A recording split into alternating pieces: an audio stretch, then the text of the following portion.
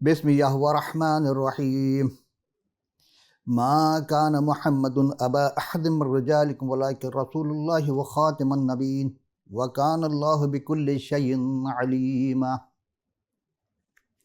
ترجمہ کنز الایمان اور کنز العرفان دونوں سے ہے۔ محمد تمہارے مردوں میں سے کسی کے باپ نہیں ہیں، لیکن اللہ کے رسول ہیں اور سب نبیوں کے آخر میں تشریف لانے والے ہیں، اور اللہ سب کو جانتا ہے۔ صدق الہ العالمین۔ تمام حمد و ستائش، تعریف و تمجید اور شکر گزاری اسی حقیقی خالق اور مالک کے لیے جو محبت ہے اور اس نے انسان کو اپنی صورت شبیہ کے مانند بنایا، اور ہر انسان کے لیے اس کے پاس ایک منصوبہ ہے، اور وہ چاہتا ہے کہ انسان اسی سے رابطے میں رہے۔ حقیقی عرفان کے اس نئے پروگرام شان مسیح میں کہ ہم 11ویں نشست میں آپ سب کی خدمت میں سلام اور خوش آمدید کہتے ہیں۔ آئیے پہلا سوال ہے آج کا کہ 1,24,000 انبیاء مبعوث نبوت ہوئے اور واپس چلے گئے، یعنی سب مر گئے، اسی لیے جانے کے بعد دوبارہ کوئی نہیں آیا اور نہ آئے گا۔ صرف حضرت عیسیٰ چوتھے آسمان پر زندہ ہیں اور حضور پر نبوت ختم ہو گئی ہے، تو پھر حضرت مسیح کو دوبارہ آنے کی کیا ضرورت ہے؟ اسلامی تاریخ کے مطابق محترم، ممکن ہے کہ آپ نے کہیں یہ کتاب بہت پہلے لکھی گئی تھی، وفات انبیاء علیہم السلام، یعنی اس میں تمام انبیاء کو وفات قرار دیا گیا تھا، لیکن بھول گئے تھے کہ 4 انبیاء اسلامی روایت کے مطابق زندہ ہیں، جن کا تعلق دو آسمان پر ہے تو 2 زمین پر ہیں، جوڑی جوڑی رکھی ہے خدا نے۔ ان صاحب نے، کسی اور صاحب نے اسے جواب دیا تھا، اور جو 2 زمین پر ہیں وہ الیاس اور خضر ہیں، اور جو آسمان پر ہے وہ حضرت ادریس جن کو حنوک کہا گیا عبرانی زبان میں، اور حضرت مسیح سلام علینا یعنی حضرت عیسیٰ جن کو قرآن میں کہا گیا۔ اور یہ بڑا فتویٰ آیا تھا دارالعلوم دیوبند دارالفتہ کے فتویٰ نمبر 102 میں، بتاریخ اجرا ہے یہ 29 مارچ 2007 میں دوبارہ یہ سوال کیا گیا تھا کہ حضرت الیاس کے بارے میں زندہ ہونے کی کوئی احادیث یا آیات وغیرہ ان کی نگاہ سے نہیں گزری، اور حضرت خضر کا صحیح قول نہیں تھے کہ وہ نبی بھی تھے کہ نہیں تھے۔ اور تفسیر جنان سورہ صافات کے 123 میں ہے کہ روح البیان میں بھی صفات میں ہے کہ 4 پیغمبروں کو ابھی تک ظاہری وفات نہیں ہوئی ہے، جن کا ذکر ہم کر چکے، حضرت ادریس یعنی حضرت حنوک علیہ السلام، اور حضرت مسیح آسمان پر ہیں، اور زمین پر الیاس یعنی خشکی پر ہیں، اور خضر کا تعلق کہتے ہیں سمندر میں ہے، جبکہ ایسا کتاب مقدس میں کہیں نہیں ہے۔ اور یعنی جب قیامت آئے گی تو اس وقت وفات پائیں گے، اور بعض بزرگوں کی ان سے ملاقات بھی ہوئی ہے، کہتے ہیں حضرت خضر سے ملاقات ہوئی ہوگی، لیکن کلام کے مطابق کہیں ان کا تذکرہ نہیں ہے۔ صرف کہتے ہیں عیسیٰ علیہ السلام جو تھے وہ چوتھے آسمان پہ حضور جب معراج پہ گئے تو وہاں سے ملاقات ہوئی تھی۔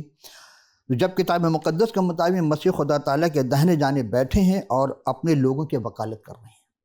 آپ نے جو پیش کیا کہ حضور پر نبوت ختم ہو گئی، بالکل آپ نے درست فرمایا کہ اسلامی روایت کے مطابق پیغمبر اسلام کے جو تعلق، لیکن یہ نہیں پڑھا آپ نے کہ پیغمبر اسلام کا تعلق جو ہے بنی اسرائیل سے نہیں تھا، کیونکہ قرآن شریف میں حضرت ابراہیم اسلام کے جو ان فرزندوں کا ذکر ہے جو جناب سارہ سے ہوئے تھے، یعنی حضرت اسحاق، اور حضرت اسماعیل ہوئے تھے، لیکن اسماعیل کا کوئی تعلق خاندان کا کہیں قرآن شریف میں ذکر نہیں ہے۔ اسحاق کے بعد ان کے فرزند حضرت یعقوب علیہ السلام، یعقوب علیہ السلام کے 12 بیٹے تھے، ان کے نام کے 12 قبیلے چلے جو ہم پچھلے کئی نشست میں پیش کر چکے تھے، اور جیسے کہ حضرت موسیٰ اور ہارون علیہ السلام، حضرت داؤد اور ان کے بیٹے سلیمان، اسی طرح ایوب اور یسایہ، یرمیہ، حزقیل، دانیل اور یوسیہ، یوئیل، آموز اور عبدیہ، یونا، یونس علیہ السلام، یونا جس کو یونس قرآن میں کہا گیا ہے، میکا، ناحوم، حبقوق، صفنیہ اور حجیہ، زکریا، ملاکی اور زکریا کاہن اور یحییٰ، اور آخر میں بنی اسرائیل کے جو نبی رسول ہے وہ حضرت مسیح ہیں۔ تو پورے قرآن میں 6237 آیات میں کہیں بھی بنی اسماعیل کا ذکر نہیں ہے، تو پھر بنی اسماعیل آئے کہاں سے؟ یا پوچھیں اپنے علماء اکرام سے۔ اور اسماعیل کے جو کسی بھی ایک بیٹے کا قرآن شریف میں کسی بھی آیت کا بھی ذکر نہیں ہے۔ اگر آپ کو مل جائے تو قرآن شریف سے آگاہ کیجیے گا تاکہ آپ کو ثواب دارن حاصل ہو اور میرے علم میں اضافہ ہو۔ آخری جو آپ نے کہا کہ مسیح دوبارہ دنیا میں آنے کی، مسیح کو کیا ضرورت ہے؟ تفصیل صراط جنان فی تفسیر قرآن مفتی ابو صالح محمد قاسمی قادری۔ آئیے ہم اسی چیز کو اٹھاتے ہیں جو آیت سرنامہ کلام میں ہم نے قرآن کے پیش کی تھی، وہ ما کان محمد ابا احد من رجالکم، محمد تمہارے مردوں میں سے کسی کے باپ نہیں ہیں۔ اس آیت میں سے متعلق خازن نے تیسرے جلد کے صفحہ 503 میں اور جلالین کے 355 پر، مدارک کے 943 پر تحریر ہے کہ جب پیغمبر اسلام نے اپنی پھوپھی زاد بہن حضرت زینب بنت حجیش سے نکاح فرما لیا تو کفار اور منافقین کے یہ کہنے لگے کہ آپ نے اپنے بیٹے کی بیوی سے نکاح کر لیا۔ اس پر یہ آیت نازل ہوئی اور ارشاد فرمایا گیا کہ محمد تم میں سے کسی کے باپ نہیں، تو حضرت زید بن حارث کے بھی آپ حقیقت میں باپ نہیں تھے، یعنی منہ بولے بیٹے تھے، اور ان کی منکوہ آپ کی حلال نہ ہوتی، کیونکہ حضرت قاسم اور طیب اور طاہر ابراہیم جو تھے حضور کے حقیقی فرزند تھے، لیکن وہ اس عمر کو نہ پہنچے تھے، یعنی رجال کی عمر کو نہیں، مرد نہیں تھے، وہ بچپن میں فوت ہو گئے تھے۔ تو اس آیت میں مذکور اولاد کی نفی نہیں، بلکہ وہ کہتے ہیں رجال یعنی بڑی عمر کے مردوں میں سے کسی کے باپ نہیں ہیں۔ ہم آگے چل کے اس کا دوبارہ پیش کریں گے۔ اور دوسرا جو تھا کہ ولیکن رسول، لیکن وہ اللہ کے رسول نے آیات میں کہ شروع میں فرمایا گیا کہ محمد جو تھے صلی اللہ علیہ وسلم مردوں میں سے کسی کے باپ نہیں، لیکن جیسے جسمانی باپ ہوتا ہے ایسے روحانی باپ بھی ہوتا ہے۔ تو فرما دیا کہ اگرچہ یہ مردوں میں سے کسی کے جسمانی باپ نہیں لیکن روحانی باپ ہیں۔ تو سوال یہ پیدا ہوتا ہے اگر مردوں میں سے کسی کے جسمانی باپ نہیں تو کیا کسی عورت کے تو جسمانی باپ ہوں گے؟ جی ہاں، تاریخ کے اعتبار سے جناب فاطمہ جو تھی وہ ان کی ایک ہی اولاد تھی، ایک ہی بیٹی تھی، لیکن راویوں نے اور مفسروں نے 3 اور اولاد کو شامل کر دیا پیغمبر اسلام کے۔ اگر میں تاریخ پیش کروں تو آپ فوری فتویٰ صادر کر دیں گے۔ کسی نے ایک عجیب سوال کیا کہ اگر حضور کسی بھی مرد کے جسمانی باپ نہیں تو لیکن روحانی باپ ہیں تو یہ کیسے ہو سکتا ہے؟ میں نے کہا جس طرح پیر ہوتے ہیں روحانی باپ ہوتے ہیں، مرید اس کو روحانی بیٹا ہوتا ہے۔ کیا اصحاب کرام تابعین اور تابعین اور قیامت تک جو بھی مسلمان ہوں گے یا حضور کو مانتا ہوگا، کیا سب حضور کے روحانی بیٹے ہوں گے؟ آپ کیا کہتے ہیں؟ پوچھے علماء سے کہ کیا وہ روحانی بیٹے کہلائیں گے؟ اور پھر سوال یہ پیدا ہوتا ہے کہ خدا کے رسول ہیں تو آیات کے اس حصے سے کیا مراد ہے کہ تمام رسول امت کو نصیحت کرنے اور ان پر شفقت فرمانے، یوں ہی امت پر ان کے تعظیم اور توقیر اور اطاعت لازم ہونے کے اعتبار سے امت کے باپ کہلاتے ہیں، بلکہ ان کے حقیقی باپ کے حقوق سے زیادہ ہوتے ہیں۔ یعنی جس سے ایک جسمانی باپ ہوتا ہے، ایک روحانی باپ پیر کو کہا گیا، حضور کو بھی روحانی باپ کہا گیا۔ اب سوال یہ پیدا ہو کہ جس طرح پیغمبر کی بیویاں امت کی مائیں ہوتی ہیں تو پھر امت حضور کو ابا کہہ سکتی ہے کہ نہیں؟ آج تک تو میں نے نہیں سنا حضور کسی نے کہا کہ حضور ابا حضور تو کہتے ہیں اپنے باپ کو، لیکن پیغمبر اسلام کو کیا ابا کہہ سکتے ہیں؟ تو کہنے لگے نہیں، اس کا مطلب یہ نہیں کہ امت ان کو حقیقی اولاد بن گئی، اور حقیقی اولاد کے تمام احکام اس کے لیے ثابت نہیں ہو گئے، لیکن پھر وہی بات کہ ان چیزوں کے اعتبار سے کہ امت کے باپ ہیں، جبکہ بیوی تو مائیں ہیں، تو امت کے باپ جس کا ذکر نبی چونکہ خدا تعالیٰ کے رسول ہیں اور حضرت زید ان کی حقیقی اولاد نہیں، تو ان کے بارے میں بھی وہی حکم ہے جو دوسرے لوگوں کے بارے میں ہے۔ مجھے سلسلہ چشت کے ایک بزرگ سے کبھی ملنے کا اتفاق ہوتا تھا، بڑے گورے چٹے تھے، یوسف زئی پٹھان تھے، لیکن وہ سیاہ لباس پہنتے تھے، عمامہ بھی سیاہ باندھتے تھے، لیکن لوگ کالے بابا کہتے تھے، اور بڑے منطقی انداز تھا ان کے پاس، یعنی علم کافی تھا، باوضو رہتے تھے، ہمیشہ خواتین سے نہیں ملتے تھے، اور مردوں میں بھی بہت کم لوگوں سے وہ ملتے تھے، بھگا دیتے تھے۔ میں نے ایک دن اس بزرگ سے جب اس آیت پر گفتگو کی بڑی معذرت کے ساتھ، یعنی حیران ہو کر مجھے دیکھنے لگے، میں نے پوچھا بابا جی، یعنی بزرگ بابا جی سب کہتے تھے، ان کا نام کا نہیں پتا مجھے، کہ ما کان محمد ابا احد من رجالکم کے 2 معنی ہوتے ہیں۔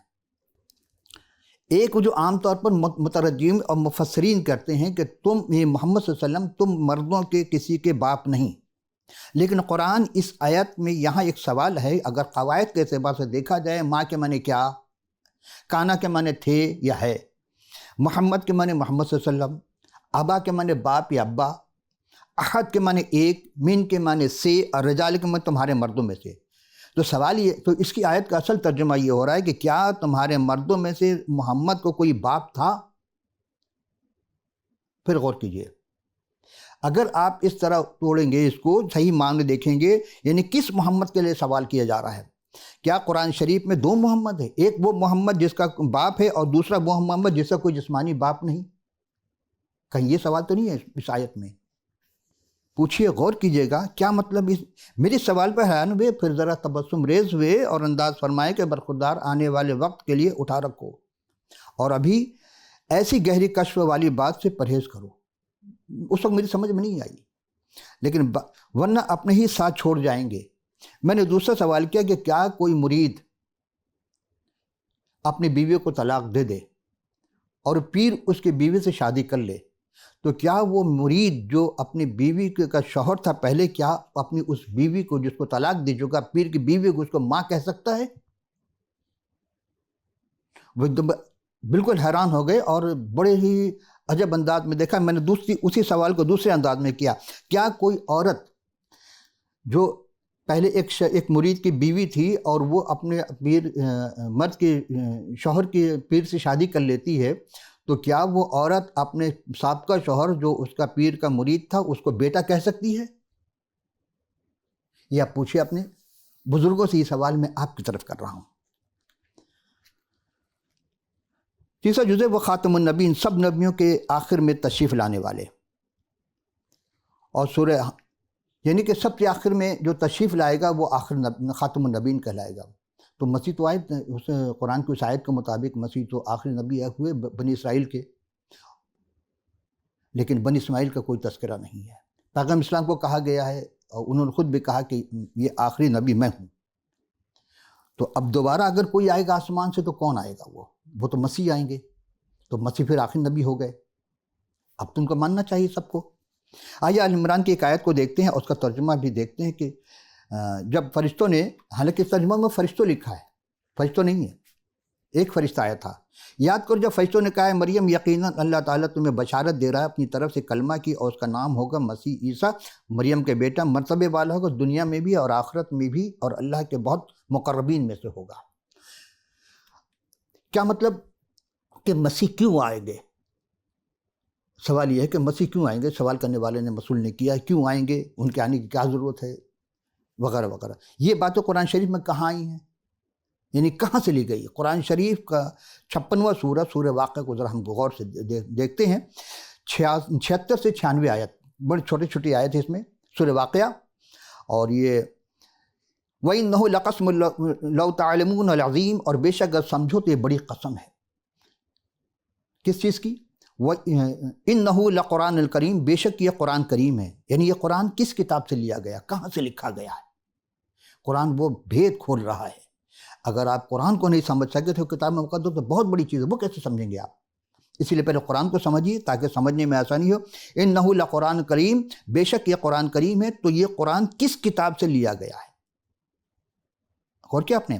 پھر 78ویں آیت میں فی کتاب مکنون، یہ ایک پوشیدہ کتاب میں لکھا ہوا ہے۔ وہ پوشیدہ کتاب کی کیا خصوصیت ہے؟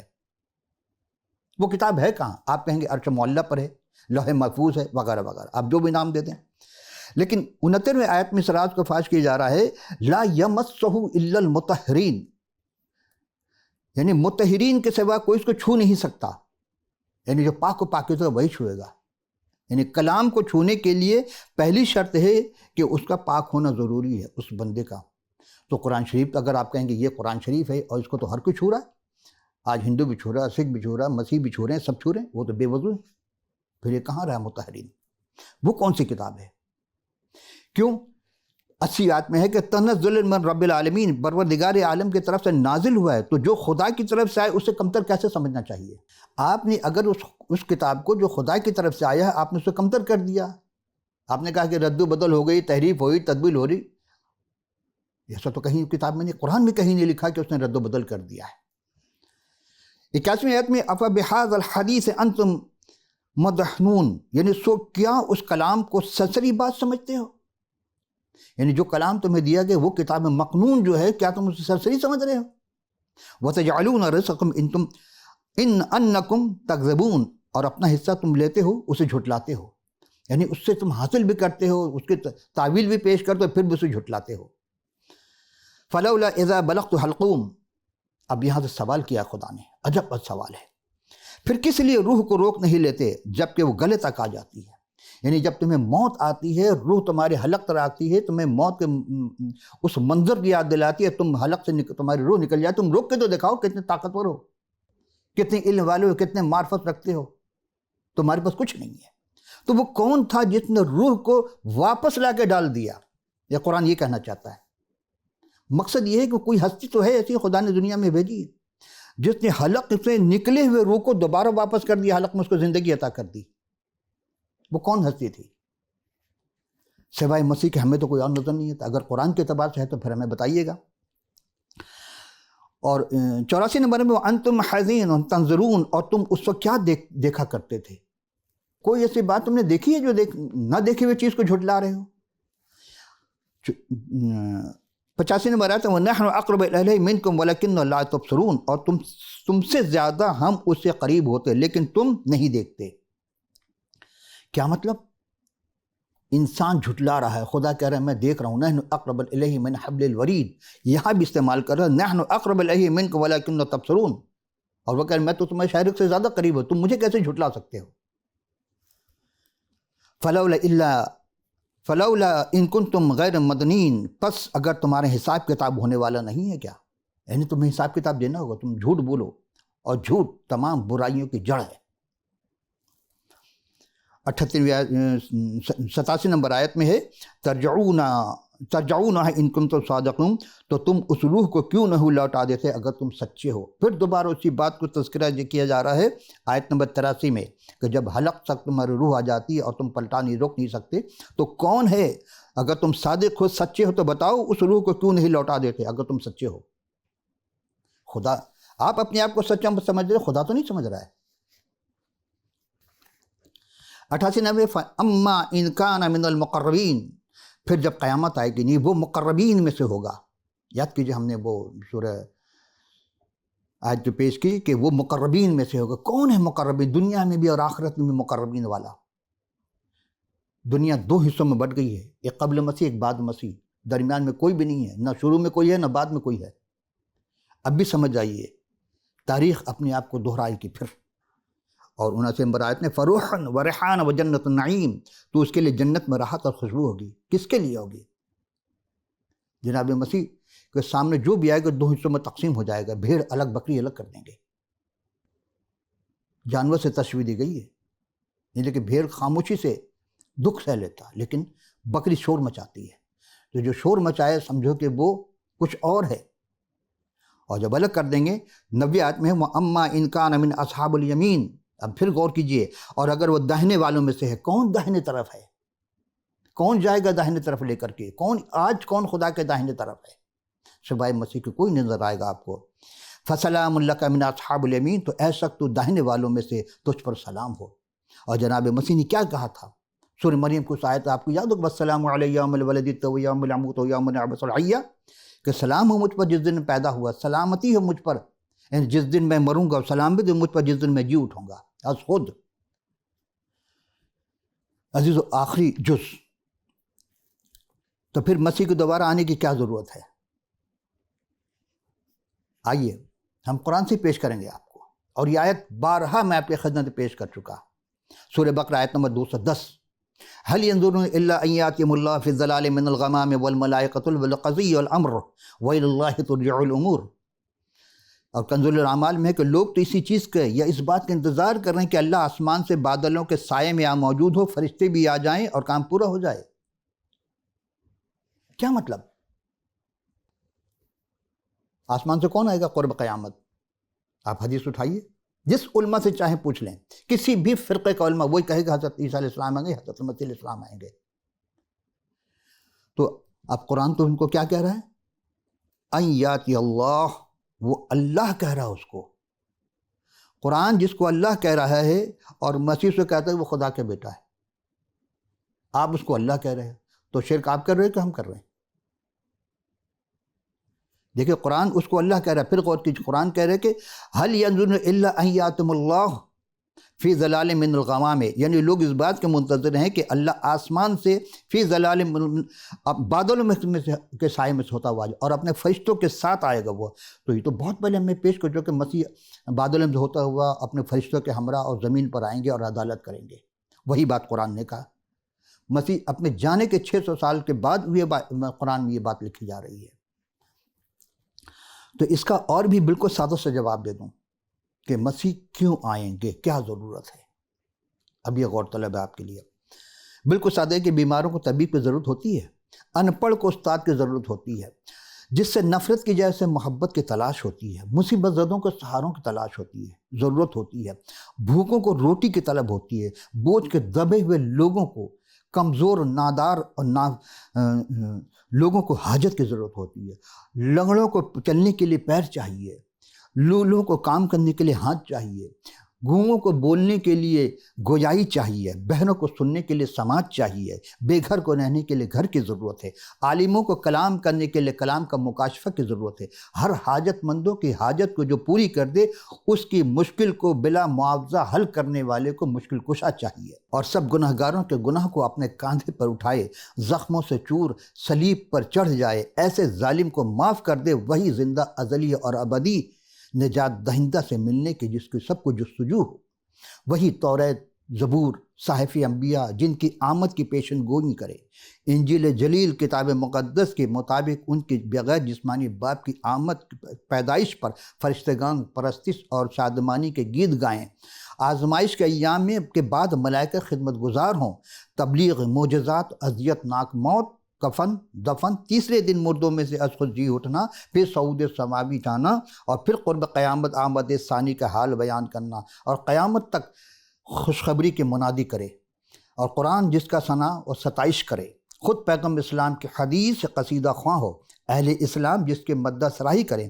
اسی لازوال ہستی کو حقیقی ایمانداروں کے عشق میں یسوع مسیح کو خداوندوں کا خدا کہا جاتا ہے. مسیح عدالت کے لیے آئیں گے. کیوں آئیں گے؟ عدالت کرنے آئیں گے. مالک یوم الدین کا دن ہوگا. اس دن نہ کوئی جھوٹ نہیں بول سکتا اس کی عدالت میں، نہ کوئی رشوت دے سکتا ہے، نہ کسی کی کوئی سفارش چلے گی، نہ کوئی جھوٹی گواہی ہوگی، نہ کوئی غلط فیصلہ ہوگا، نہ کسی کی منمانی چلے گی، اور سب باتیں خدا کے اختیار میں ہے. مسیح نے کہا تھا زمین اور آسمان کے اختیار مجھے دیا گیا ہے. اب آپ کے پاس موقع ہے کہ آپ اس اختیار کو کیسے استعمال کرتے ہیں. کون سا اختیار؟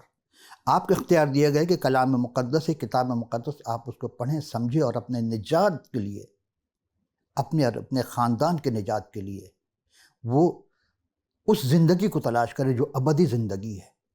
کون ہے جو زندگی دے گا؟ کس نے کہا تھا کہ راہ، حق اور زندگی میں ہوں؟ اس ہستی کو ڈھونڈنا ہوگا آپ کو. عزیزم، گزشتہ نشست کے ایک سوال رہ گیا تھا، اور کسی بھائی نے پوچھا تھا کہ ایک مقام پر مسیح نے خود فرمایا تھا کہ جو مجھے اے خداوند کہتے جنت میں داخل نہ ہو سکیں گے. آپ کیا کہتے ہیں؟ آئیے اس سوال کے جواب میں آپ کو دے دوں. عزیزم، دراصل آپ نے گاندھی والی بات کی ہے. گاندھی جی بھارت کے ایک سیاسی اور ہندو مت کے ایک روحانی رہنما تھے، اور آزاد تحریک کے اہم کردار ادا کیا تھا انہوں نے. 2 اکتوبر 1859 میں ان کا 69 میں گجرات کے ہندوستان کے مغربی ساحلی شہر پور بندر میں پیدا ہوئے تھے، اور 30 جنوری 1948 کو 79 سال کی عمر میں نتھو رام گوڈسے کی گولی کے زد میں آ کر وہ انتقال کر گئے یا وفات پائے. ان کا پورا نام تھا موہن داس کرم چند گاندھی. ان کے والد کا نام تھا کرم چند گاندھی، ان کے والدہ کا نام تھا پتلی بائی کرم چند گاندھی. من موہن داس کے لیے مشہور تھا کہ جب وہ تقریر کرتے تھے، کانگریس میں تھے، تو مسلمانوں کو تقریر جب کرتے تھے تو آدھی آیت پڑھتے تھے قرآن کی. مثلا انہیں کہا یا ایھا الذین آمنوا لا تقربوا الصلاۃ، اے ایمان والو نماز سے قریب مت جاؤ. اب تم 5 وقت نماز پڑھتے ہو. وہ آگے آیت نہیں پڑھتے تھے. آگے بھی ہے وانتم سکیارا، اگر تم حالت نشہ میں ہو یا حالت نجاست میں ہو. آپ نے بھی وہی کیا ہے کہ جو مجھے خداوند کہتے جنت میں داخل نہیں ہو سکیں. یہ آپ نے آدھی آیت کہیں سے کوٹ کر دی. آپ کو نہیں پتہ یہ کہاں سے پڑھی آپ نے. یہ اصل میں بڑی معذرت کے ساتھ ایسے ہی ہے جس طرح کہ قرآن شریف میں ہے کہ سورہ مائدہ اس کے 5واں پارہ ہے، 5واں سورہ ہے اور 6واں پارہ ہے، آیت ہے یا الذین آمنوا اذا قمتم الی الصلاۃ فاغسلوا وجوہکم وایدیکم الی المرافق وامسحوا برؤوسکم وارجلکم الی الکعبین۔ اس میں یہ ہے کہ، اور اس آیت سے چونکہ ملتی جلتی اسی لیے کہ وانتم سکیارے، جب تم نشے میں ہو یا نشے کی حالت میں ناپاکی میں ہوگا، تو بیمار ہو، سفر میں ہو، یا تم کوئی قضاء حاجت سے آئے ہو، یا تم نے عورتوں سے بستری کی ہو اور پانی نہ پاؤ، تو پاک مٹی سے مسح کر لو، تیمم کر لیا کرو، پاک مٹی سے تیمم کیا کر۔ تیمم کیسے کرو؟ تم اپنے منہ اور ہاتھ کا مسح کر لیا کر، بے شک اللہ معاف کرنے والا، بخشنے والا، اور خدا کے حضور کسی بھی صورت نہ جاؤ۔ آپ نے ویسے ہی آدھی آیت ہم سے پیش کی۔ وضو میں جو چیز دھویا جاتا ہے، تیمم میں وہی چیز کا مسح ہے۔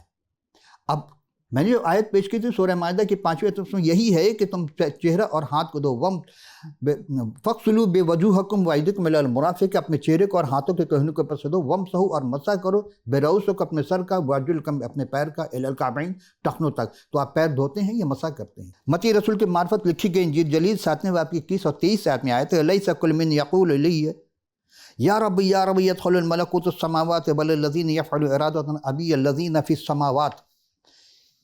یہ آیت ہے متی کے جو 7ویں رکوع کے 21 سے 23 آیت میں، کہ جو مجھ سے اے خداون کہتے ہیں، یعنی ان میں سے ہر ایک آسمان کے بادشاہی میں داخل نہیں ہوگا۔ یہ پوری آیت وہاں سے شروع ہو رہی ہے، مگر وہی جو میرے آسمانی باپ کی مرضی پر چلتا ہے، اس دن بتیرے مجھ سے کہیں گے کہ اے خداون کیا ہم نے تیرے نام کی نبوت نہیں کی، اور تیرے نام سے بدروہوں کو نہیں نکالا، اور تیرے نام سے بہت معجزے نہیں کہ؟ اس وقت میں ان سے صاف کہہ دوں گا کہ میری کبھی تم سے واقفیت نہ تھی، اے بدکاروں میرے پاس سے چلے جاؤ، اور یہ ہے میری تم سے کوئی واقفیت نہ تھی۔ صرف یہ کہہ دینا کہ میں مسیح کو مانتا ہوں، یہ کافی نہیں ہے۔ کافی کیا ہے؟ یعنی کہ جس طرح ہم نے سورہ بقرہ میں ایک آیت پیش کی تھی آپ کی خدمت میں، کہ تمام کتابوں پر ایمان لانا، اس کے رسول پر ایمان لانا، اس کے ہر چیز پر ایمان لانا، اور یہاں بھی وہی بات ہے کہ سن لینا کافی نہیں، بلکہ اس پر عمل پیرا ہونا کافی لازمی ہے۔ تو پہلا قدم کیا ہے؟ مسیح پر ایمان لائے جائے، جیسا کہ یوحنا رسول کی معرفت لکھی گئی 6 رکوع کی 29ویں آیت میں مرقوم ہے۔ کسی نے مجھ سے سوال کیا کہ ہم کیا کریں کہ خدا کے کام انجام دیں؟ مسیح نے جواب میں کہا کہ خدا کا کام یہ ہے کہ جسے اس نے بھیجا اس پر ایمان لاؤ۔ اب اتنی سی بات کسی کے بھیجے میں نہیں آتی ہے کہ اس سے کس نے بھیجا ہے؟ خدا نے بھیجا ہے۔ تو جب اس کے بھیجے ہوئے پر ایمان نہیں لائے تو پھر کیا رہے گا؟ اس دن بتیرے کہیں گے، یعنی بہت سارے لوگ کہیں گے۔ واقفیت کا ہونا ضروری ہے، اور مسیح ان سے صاف کہہ دیں گے کہ میری کبھی تم سے واقفیت ہی نہ تھی۔ اور کتاب مقدس کی جو آخری کتاب مکاشفہ، جس کی آیت ہم نے پیش کی آپ کی خدمت میں، اصل میں کہ ہمیں کشف کے ذریعہ ہی نہیں بلکہ مکاشفہ عطا ہوگا روح القدس کے ذریعہ، ہمیں اس بھیجنے والے پر، جس نے بھیجا خدا پر، اور جس کو بھیجا گیا مسیح پر، اور مسیح نے پھر جس کو بھیجا روح القدس پر، اس تین پر ایمان لانا لازمی ہوگا، اور اسی کے مطابق ہم جب چلیں گے تو پاک روح ہمیں گائیڈ کرے گی۔ تو آج کی گفتگو یہاں اختتام پذیر کرتے ہیں۔ اگلی نشست میں پھر نئے سوالات کے لیے حاضر ہوں گے۔ اب اسکرین پر دکھائے جا رہے ہیں واٹس ایپ، ای میل، ٹیلی فون نمبر، اسکائپ وغیرہ، تو آپ کو جو بھی آپ کے اویلیبل ہو، آپ اس قیمتی راہ سے آگاہ کیجیے گا۔ اور آپ کے پاس کتاب مقدس نہیں ہے تو ہمیں لکھ بھیجیے، ہم آپ کے دیے ہوئے پتے پر فی سبیل اللہ کتاب مقدس ارسال کر دیں گے۔ تو اگلی پھر حاضر ہوں گے، اس وقت کے لیے اجازت، خدا حافظ و ناصر۔